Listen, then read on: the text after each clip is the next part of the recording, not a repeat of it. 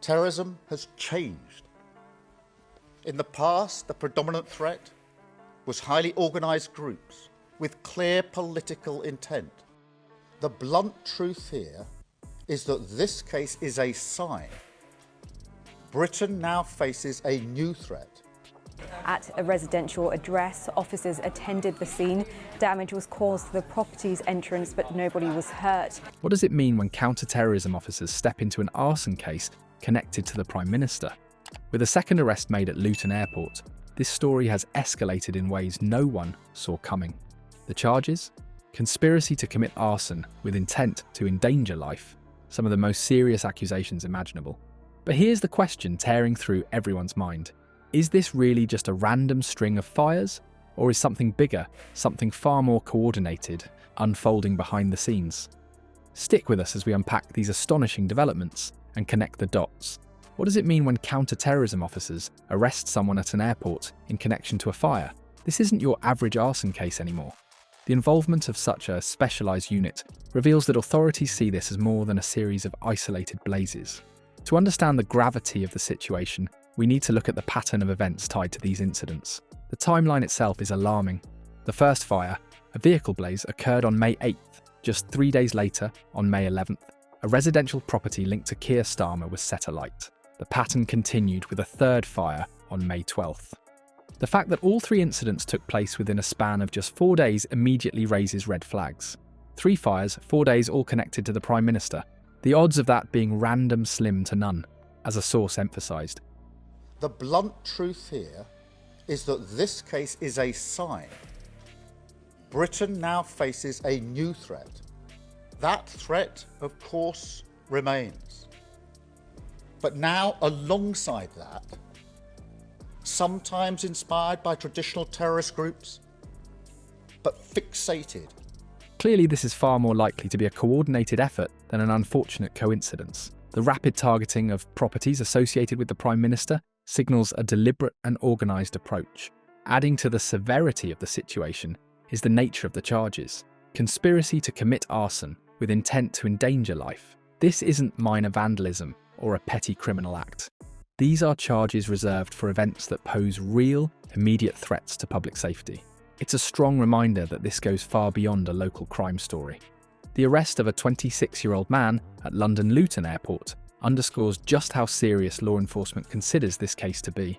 The involvement of counter-terrorism officers, who typically handle cases related to national security or politically motivated violence, signals that this is seen as a potential threat to stability. As one source mentions, is this about Starr's politics, a personal vendetta, or something deeper, something that cuts into the growing unrest in this country? When counter-terrorism gets involved, it often points to fears of a larger network or ideological motives behind the crime. We've seen similar escalations in cases where public figures were targeted or where broader unrest was involved. Those incidents reflected deeper societal tensions, and questions about motive remain the most pressing issue here. Could these fires be politically driven, or do they reflect personal grievances? That brings us to a curious development: Keir Starmer's silence. While explanations for this lack of response vary, it's striking given the implications of the arrests. There's been a curious silence from Starr's camp. No big statements, no media blitz, just a few sterile lines from law enforcement, one source observed. The weight of these events cannot be ignored, yet Starmer's muted reaction invites more questions than answers. Keir Starmer's response, or lack of one, has puzzled onlookers. For someone whose properties have been at the centre of a serious criminal investigation involving counter-terrorism officers, the silence from the Prime Minister's office is striking. Terrorism has changed. In the past, the predominant threat was highly organised groups with clear political intent. We also see acts of extreme violence perpetrated by loners, misfits. Of Monday morning, a police cordon and officers were seen outside the property in Kentish Town. It's understood. Why hasn't there been a more definitive acknowledgement or response? This is the question many are asking, especially given public expectations for political leaders to address incidents of this scale. When crimes are tied so closely to a nation's leader, saying nothing or saying very little can quickly fuel speculation. People expect clarity and transparency, particularly when the circumstances are severe enough to require counter-terrorism involvement. Yet, according to a growing number of observers, this muted reaction mirrors the perceived detachment that's increasingly characterising Starmer's leadership. Frustration with his government has been simmering for months, with issues such as immigration, energy policies, and restrictions on free speech consistently making headlines. These aren't minor irritations for the public, they're core issues. As one source notes, what we're witnessing may not just be an isolated criminal case. It might be a symptom of a country on edge, a public that's tired of being silenced, policed and patronised by a political class that seems more focused on optics than reality. The fires themselves may also tell us something about this broader unrest.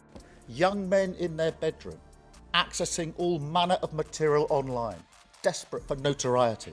We have had a statement through from the Metropolitan Police, who have said on Monday in the early hours police were alerted by the London Fire Brigade to reports of a fire. On that extreme violence, seemingly for its own sake. While the blame for these criminal acts doesn't officially lie with societal dissatisfaction right now, it's hard to ignore the context in which they have occurred. Political analysts have pointed to the possibility that these incidents are symptomatic of a population growing angrier with the status quo. The public is tired of being silenced, and in this tense environment, acts like these may reflect deeper frustrations bubbling beneath the surface. It's also possible that Starmer's restrained response is deliberate, a strategy to avoid drawing further attention to the incidents or inflaming tensions.